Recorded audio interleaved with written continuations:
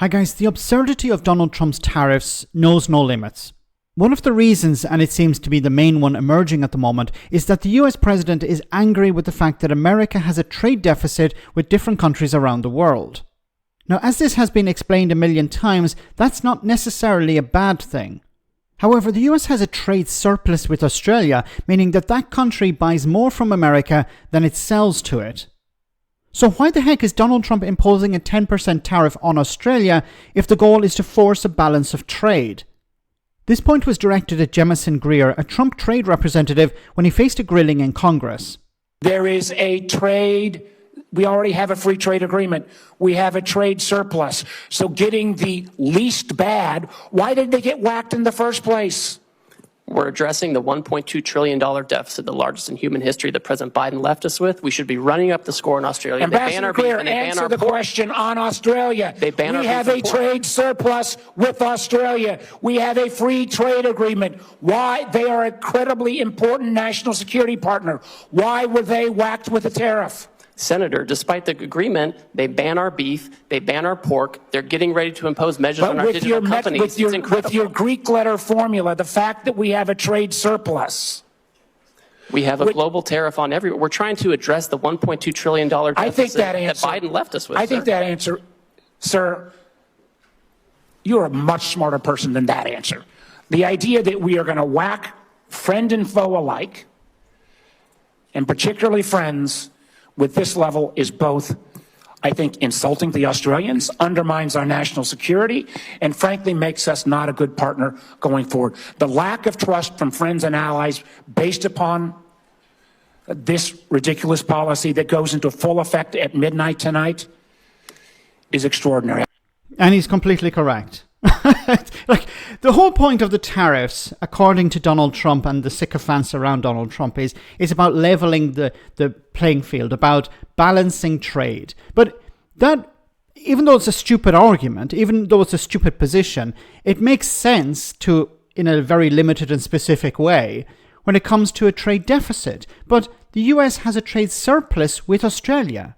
So why the heck are they putting a tariff? Now, Greer pointed out here, well, it's because they're banning our beef and our pork. Okay, but if Australia has a reason to do that, it's because of issues about health. But if you want to resolve that, then you have a negotiation with Australia. You sit down with Australia and say, look, we would like to sell our beef into your market. What can we do to fix this? That's what you do. You don't put a massive tariff on all over the world. This makes no sense whatsoever. And as the congressman pointed out, this is going to damage the US's reputation. What sort of message is this sending to Australia? We have we want to impose a tariff on countries we have a deficit with, trade deficit, but we're going to impose it on countries we have a trade surplus with as well. You're an ally. You've been an ally of the United States for a long time. We're going to punish you as if you were an enemy as well. Doesn't make any difference. We're going to punish you. We're going to make it more difficult for you to sell goods into our market. Like, we're selling more to you in the first place, but we're going to make it more difficult for you to sell into our market. And we want you to come to the negotiating table. What message does it send? It sends the message that we don't want to deal with you. And what would be the consequence of this? The consequence is that Australia will move in the direction of China. Australia trades a great deal with China, but this is going to strengthen China's hand here. China is going to say to Australia, look, what's the point in dealing with the Trump administration?